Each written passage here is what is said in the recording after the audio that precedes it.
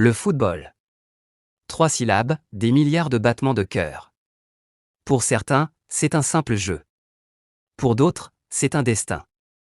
En Afrique, il est un langage universel, un catalyseur de rêves, un remède aux blessures, un cri d'espoir dans un monde parfois silencieux. Là où les politiques échouent à unir, là où les armes divisent, le ballon, lui, rassemble. Et aujourd'hui, nous vous racontons une histoire vraie. Une histoire qui commence par un hommage, continue avec une lettre, et finit par des larmes. Pas celle d'un match perdu, non. Mais celle d'un homme fort, un président, touché en plein cœur par les mots d'un footballeur. Une lettre envoyée par Didier Drogba, légende ivoirienne, au président burkinabé Ibrahim Traoré. Une lettre simple, mais bouleversante. Une lettre devenue symbole. Alors, si vous pensez que le sport peut changer le monde, si vous croyez que les mots ont plus de force que les armes, abonnez-vous. Car ce que vous allez entendre est bien plus qu'un récit. C'est un morceau d'histoire. Dans les ruelles poussiéreuses de Bamako, les plages dorées d'Abidjan, les bidonvilles de Kinshasa ou les collines de Kigali, un même bruit résonne, celui d'un ballon mal gonflé heurtant un mur, d'un cri de joie perçant le silence, d'enfants qui courent pieds nus, le regard tourné vers un rêve qui semble trop grand, mais jamais impossible. En Afrique, le football n'est pas un simple loisir. Ce n'est pas juste un sport qu'on regarde les dimanches après-midi, une distraction parmi tant d'autres. C'est une religion populaire, un langage universel, un acte de résistance parfois. C'est un espoir qu'on porte à bout de souffle, un échappatoire face à la dureté de la vie. Pour beaucoup, c'est le seul passeport vers une autre existence. Le ballon rond a cette magie unique, il ne demande ni passeport, ni visa, ni uniforme. Il n'a pas besoin d'électricité ni de règles sophistiquées. Il suffit d'un espace, même minuscule, et d'un ballon ou de ce qui peut en tenir lieu, une boîte de conserve, une chaussette enroulée, une boule de chiffon ficelée à la hâte. Le reste, c'est l'imagination, l'envie, la passion. C'est dans ces conditions, souvent précaires, que naissent les plus grandes légendes. Les futurs héros des stades mondiaux ne viennent pas tous des centres d'entraînement high-tech ou des académies de football sponsorisées par des multinationales. Non. Beaucoup viennent d'ici. De là. De nulle part. Et pourtant ils vont conquérir le monde. Le football africain a toujours été un miroir de ces sociétés. Il reflète la misère, mais aussi la créativité. Il expose les blessures du continent, mais il révèle aussi sa beauté, sa résilience, son génie. Ce n'est pas un hasard si les plus belles histoires africaines du XXIe siècle sont souvent racontées à travers ce sport. Prenez par exemple la Coupe d'Afrique des Nations. Ce n'est pas seulement une compétition. C'est un moment de communion nationale. Une parenthèse dans l'histoire. Quand un pays gagne, c'est tout un peuple qui se redresse. Les rues explosent de joie, les couleurs nationales deviennent sacrées, les frontières s'effacent. On n'est plus pauvre, on n'est plus divisé, on est ensemble. Juste pour quelques jours, mais c'est suffisant pour rallumer une flamme. Et pourtant, derrière chaque match, chaque but, chaque victoire, il y a des visages. Des hommes. Des symboles. Des icônes. Et l'un d'eux a marqué non seulement les filets, mais aussi les consciences, Didier Drogba. Avant d'être une star internationale, Drogba a été ce gamin que personne ne regardait, ce jeune qui rêvait dans les rues d'Abidjan et qui, à force de persévérance, a gravé son nom parmi les plus grands. Il a connu les blessures, les défaites, les critiques, les doutes. Mais il a continué. Et ce qu'il a accompli dépasse largement le cadre du sport. Quand Drogba marquait un but pour Chelsea, des familles entières criaient dans les salons de Ouagadougou, de Bujumbura, de Dakar. Pas parce qu'elles supportaient son club. Mais parce qu'il était l'un des leurs. Parce qu'il montrait que c'était possible. Que l'Afrique, méprisée et marginalisée, pouvait briller au sommet de l'élite mondiale. Il était plus qu'un joueur. Il était un symbole de revanche sociale. Un drapeau vivant pour les oubliés. Mais ce chapitre n'est pas seulement consacré à Drogba. Il est consacré à ce que représente le football pour tout un continent. Car chaque grand joueur africain est le produit d'un contexte, d'une douleur, d'une volonté collective de s'en sortir. Chaque but marqué en Europe est aussi une victoire silencieuse pour ceux qui n'ont jamais quitté le quartier, mais qui se sentent représentés, portés, vengés même. Et c'est pour ça que l'émotion autour de Didier Drogba dépasse le cadre sportif. Quand il ne parle pas que pour lui. Il parle pour des millions de jeunes Africains. Ceux qui n'ont pas encore de voix. Ceux que personne n'écoute. Ceux qui espèrent. Mais il y a aussi, dans cette passion collective, une réalité plus sombre. Car pour beaucoup de jeunes, le football est devenu la seule issue de secours. Le seul avenir envisageable. Il remplace l'école, la formation, l'entrepreneuriat. Il devient l'ultime plan A, B et C. Ce rêve est beau, mais il est aussi dangereux. Car tout le monde ne deviendra pas Drogba. Tout le monde ne sera pas repéré, recruté, formé. Et pour chaque star, il y a des centaines de rêves brisés. C'est pour cela que des figures comme Drogba sont cruciales. Parce qu'il a compris que sa mission allait au-delà du terrain. Qu'il ne suffisait pas de marquer des buts. Il fallait aussi rendre l'espoir durable, transmettre, soutenir, inspirer autrement. Le football, en Afrique, ce n'est pas que 90 minutes de spectacle. C'est un miroir. Un champ de bataille symbolique. Un terrain de fraternité. Une école de vie. Et parfois, un canal politique. C'est par le football qu'on construit des identités. C'est à travers le football qu'on peut tisser des alliances, créer des ponts entre les générations, les classes sociales, les cultures. Et c'est par ce même football, un jour pas comme les autres, qu'un ancien joueur allait écrire une lettre à un président. Une lettre qui allait changer le regard de tout un continent. Une lettre comme un appel. Un cri du cœur. Et c'est cette lettre, justement, que nous allons explorer. Mais avant cela, faisons un pas en arrière. Revenons à l'homme qui l'a écrite. À celui qui est passé de légende des stades à bâtisseur de paix. Didier Drogba n'est pas qu'un nom. C'est une légende. Une icône. Un symbole. Mais derrière ce nom mondialement connu, il y a une histoire, un parcours, une âme forgée par l'adversité, la détermination et une vision bien plus large que le simple football. Né le 11 mars 1978 à Abidjan, en Côte d'Ivoire, Drogba a grandi dans un environnement marqué par la pauvreté, les tensions politiques et une vie quotidienne parfois rude. Mais il y avait une chose qui brillait dans son regard d'enfant, une passion dévorante pour le football. Comme des millions d'enfants africains, il rêvait d'un ballon, d'un stade, d'un public, mais surtout d'un avenir. Ce rêve, pourtant, n'était pas gagné d'avance. Le chemin a été semé d'embûches. À l'adolescence, Drogba a quitté son pays pour la France afin de tenter sa chance dans le football européen. Il n'était pas le plus grand, ni le plus rapide, ni le plus technique. Mais il avait quelque chose que beaucoup n'ont pas, une volonté inébranlable, un mental d'acier.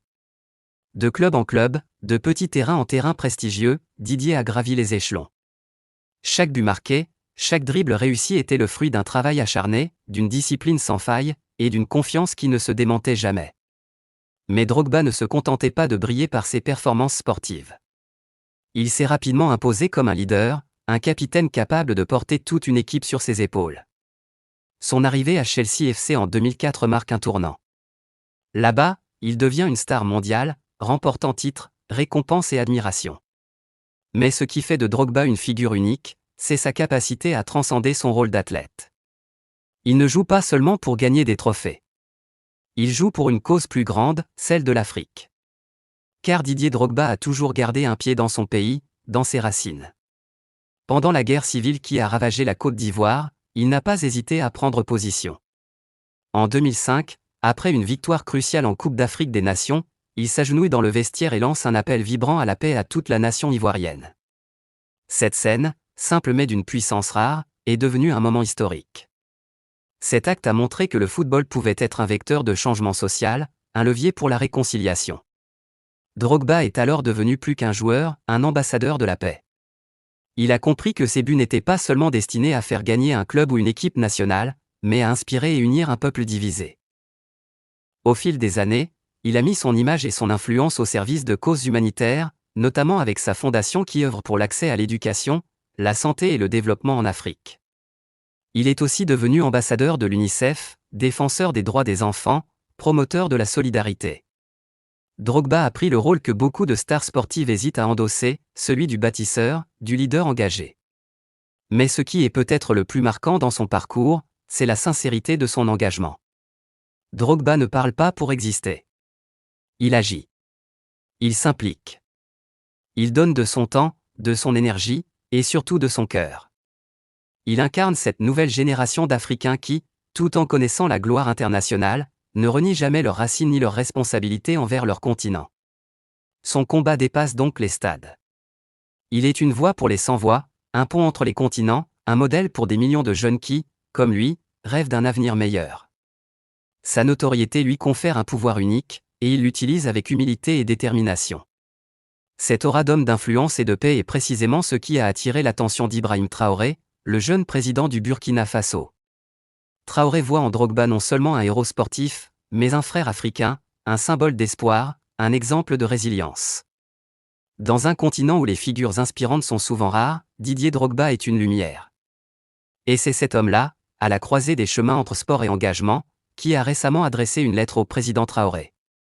Une lettre qui dépasse le cadre du simple courrier officiel, une lettre empreinte d'émotion, de fraternité et d'un appel à la solidarité. Mais avant de découvrir cette lettre, il faut comprendre le contexte dans lequel elle a été reçue. Le contexte d'un Burkina Faso en pleine mutation, d'un jeune leader qui lutte pour son peuple, dans un climat politique et social tendu. Au cœur de l'Afrique de l'Ouest, un pays fait face à de nombreux défis, insécurité, instabilité politique, pauvreté et aspiration d'une jeunesse débordante d'espoir. Ce pays, c'est le Burkina Faso. Et au centre de cette tourmente, un homme se tient debout, jeune, déterminé, et porteur d'un rêve audacieux, Ibrahim Traoré. Né en 1988, Ibrahim Traoré incarne cette nouvelle génération de dirigeants africains qui ont grandi dans un continent en transition, parfois douloureuse. Formé à l'armée, il s'est rapidement fait remarquer pour son courage, sa rigueur et son attachement profond à son pays. Sa trajectoire est celle d'un soldat devenu président, dans un contexte où les armes et la politique se mêlent étroitement. Mais qui est vraiment Ibrahim Traoré ? Pour comprendre, il faut d'abord regarder le Burkina Faso d'aujourd'hui. Un pays riche en culture, en histoire, mais fragilisé par des crises successives. Depuis plusieurs années, il subit les assauts de groupes armés terroristes qui sèment la peur et déstabilisent la région. Le tissu social est mis à rude épreuve. La confiance dans les institutions s'effrite. C'est dans ce climat qu'Ibrahim Traoré prend le pouvoir, à seulement 34 ans, faisant de lui le plus jeune chef d'État du continent. Son arrivée ne passe pas inaperçue. Elle suscite autant d'espoir que de doute. Pour certains, c'est un coup d'État de plus dans une région tourmentée. Pour d'autres, c'est une bouffée d'air frais, une chance inespérée. Traoré se distingue par sa franchise et son franc-parler. Il refuse les faux-semblants. Il met en avant un discours clair, souveraineté, lutte contre la corruption, priorité à la jeunesse, affirmation d'une Afrique indépendante. Dans ses premières allocutions, il appelle à l'unité nationale, à la responsabilité collective, mais surtout à la résistance face aux ingérences étrangères. Il sait que la tâche est immense. Gouverner un pays en crise, c'est jongler avec des enjeux complexes, sécuritaires, économiques, sociaux. Mais il affiche une confiance rare. Son style tranche avec celui de ses prédécesseurs. Moins de protocoles, plus d'action. Moins de discours creux, plus de gestes concrets. Et cette jeunesse qui l'écoute ? Elle se reconnaît en lui. Ce n'est plus un homme lointain, enfermé dans un palais. C'est un frère, un soldat, un porte-voix. Il sait parler aux aspirations des jeunes Burkinabés, souvent laissés pour compte. Il leur offre une vision, celle d'un Burkina Faso souverain, debout, maître de son destin. Cette posture audacieuse ne laisse pas indifférent sur le continent. Ibrahim Traoré devient vite une figure suivie de près, admirée, parfois critiquée. Il incarne la nouvelle Afrique, jeune, fière, engagée, mais aussi confrontée à des réalités dures. Il est donc compréhensible que lorsqu'il évoque publiquement Didier Drogba, ce ne soit pas simplement un hommage sportif. C'est un acte symbolique. C'est reconnaître en Drogba non seulement un héros des terrains, mais un compagnon de lutte, un modèle de réussite africaine qui porte haut les couleurs du continent. Dans un de ses discours, devant une foule attentive, Traoré déclare avec émotion et conviction que l'Afrique a besoin de figures comme Drogba. Pas seulement pour leur talent, mais pour leur courage, leur engagement, leur capacité à unir les peuples. Cette prise de position marque les esprits. Car dans un monde où la politique africaine est souvent perçue comme cynique ou divisée, voir un jeune président s'ouvrir ainsi sur un modèle inspirant est rare. Précieux point, ce moment marque un pont entre deux univers, celui du sport et celui de la politique. Deux mondes parfois éloignés, parfois antagonistes. Mais ici, ils se rejoignent, dans un message commun, celui de l'espoir, de la dignité, et du combat pour un avenir meilleur. C'est précisément ce qui va déclencher une réaction inattendue, venue d'Abidjan, où Didier Drogba s'apprête à répondre à ce geste par une lettre qui va bouleverser toute l'Afrique. Mais avant de vous dévoiler le contenu de cette lettre et la réaction d'Ibrahim Traoré, nous allons revenir sur ce moment solennel où le président rend hommage à Drogba. Un discours simple, mais chargé de sens. Un moment où les mots prennent une dimension symbolique majeure. Le temps semble s'arrêter un instant au palais présidentiel de Ouagadougou. Une enveloppe arrive, posée discrètement sur le bureau d'Ibrahim Traoré. Ce n'est pas un document officiel, ce n'est pas un rapport administratif ni une dépêche gouvernementale. C'est une lettre manuscrite. Une lettre qui va bouleverser l'ordre établi. Au dos de l'enveloppe, une signature familière, Didier Drogba. Le nom seul suffit à créer une onde de choc dans l'esprit du président. Drogba, l'icône. Drogba, le héros. Drogba, le symbole vivant de l'Afrique qui se bat, qui rêve et qui gagne. Ibrahim Traoré ouvre lentement la lettre. Il sait qu'il tient entre ses mains plus qu'un simple message. C'est un lien, un pont entre deux continents, deux mondes, deux destins. Les premiers mots le touchent immédiatement. Didier Drogba ne se contente pas d'adresser un simple salut protocolaire. Il parle avec la voix du cœur, avec la sincérité d'un homme qui comprend la lourdeur de la tâche. Il écrit qu'il suit avec attention le parcours de Traoré, qu'il admire son courage face aux défis immenses qu'il doit affronter. Le président burkinabé n'est plus un simple chef d'État parmi d'autres, il devient un frère, un compagnon de lutte. Drogba confie qu'il connaît la difficulté de gouverner, surtout dans des temps aussi tumultueux. Il se rappelle ses propres combats, ses épreuves personnelles, ses défaites et blessures non pas sur un terrain de football cette fois, mais dans la vie. Il évoque la résilience, la force intérieure qui pousse à avancer malgré l'adversité. Ce qui frappe dans cette lettre, c'est cette déclaration puissante, « Je suis avec vous ». Pas comme politicien. Mais comme Africain. Comme frère. Ces mots, simples en apparence, résonnent comme un cri d'espoir. Ils traversent les murs épais du palais présidentiel et pénètrent dans le cœur du jeune président. Ibrahim Traoré, jusque-là connu pour son visage ferme, son autorité militaire, laisse apparaître une émotion rare. Cette lettre lui parle non seulement en tant que dirigeant, mais en tant qu'homme, en tant qu'Africain qui porte sur ses épaules le poids des attentes de tout un continent. La puissance de ce message dépasse la simple correspondance. Il incarne une reconnaissance, un soutien moral, un geste d'unité et de solidarité entre deux figures emblématiques d'un même combat, celui de la souveraineté, de la dignité, et de la renaissance africaine. Dans un monde où la politique est souvent marquée par la distance, la froideur, voire le cynisme, cette lettre est une bouffée d'air frais. Elle rappelle que derrière chaque rôle public, il y a des êtres humains, des âmes qui ressentent, qui espèrent, qui pleurent parfois. Ce moment suspendu, cette rencontre symbolique entre deux générations et deux parcours si différents, est devenu viral dès que les images de la réception de la lettre ont fuité. Des millions d'Africains ont ressenti, à travers cet échange, une vague d'émotions profondes, une source d'inspiration. La lettre de Didier Drogba n'est pas qu'un message adressé à un président. C'est un appel à tous les Africains. Un rappel que malgré les difficultés, malgré les luttes, la fraternité et l'espoir demeurent les piliers d'un avenir meilleur. Et c'est précisément cette lettre, cette émotion partagée, qui va marquer un tournant dans la relation entre Drogba et Traoré, mais aussi dans la manière dont le continent perçoit ses leaders. Une lettre simple, écrite à la main, devenue symbole d'une Afrique qui se relève. On voit rarement un président pleurer. Encore moins un militaire, formé à la fermeté, à la maîtrise de soi. Et pourtant, cette lettre, filmée en coulisses, provoque quelque chose d'unique. Ibrahim Traoré, seul dans son bureau, lit. Et les larmes montent. Il prend la parole, la voix tremblante, « Didier Drogba ce n'est pas qu'un joueur. C'est un soldat. Un frère d'armes. Il comprend notre douleur. » Ces images, diffusées par les médias officiels, vont faire le tour du continent. Et au-delà. Car elles montrent l'essentiel, que la politique n'est pas qu'une affaire de pouvoir.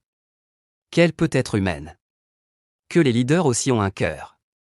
Et que parfois, une simple lettre peut en dire plus qu'un discours. La vidéo devient virale. Les réactions affluent. De Bamako à Libreville, de Conakry à Addis Abeba, les Africains saluent ce moment. Des milliers de messages envahissent les réseaux, c'est ça l'Afrique qu'on veut. Merci Drogba. Respect président Traoré. Des jeunes se reconnaissent. Des anciens pleurent. Des artistes créent. Et tout ça, grâce à une lettre. Grâce à deux hommes. L'un sur un terrain, l'autre dans un champ politique miné. Mais unis par une même cause, l'Afrique. Et si ce moment marquait un tournant? Et si c'était le premier d'une longue série? D'autres artistes, d'autres sportifs, d'autres penseurs vont-ils s'engager, écrire, parler, construire des ponts entre les peuples et les institutions? Le changement commence souvent par un symbole. Un mot. Une lettre. Mais ce qui compte ensuite, c'est l'action. La transmission. Le courage de continuer. Alors vous qui écoutez, qui regardez, vous qui croyez en une Afrique libre, belle, forte, soyez acteurs. Rejoignez ce mouvement. Partagez cette histoire. Parlez-en. Et surtout, abonnez-vous. Activez la cloche. Et restez avec nous pour d'autres récits puissants comme celui-ci. Parce que ce n'est pas juste une lettre. C'est un cri du cœur. Une leçon d'humilité. Une lumière dans l'obscurité. Et vous, quelle serait votre lettre à l'Afrique?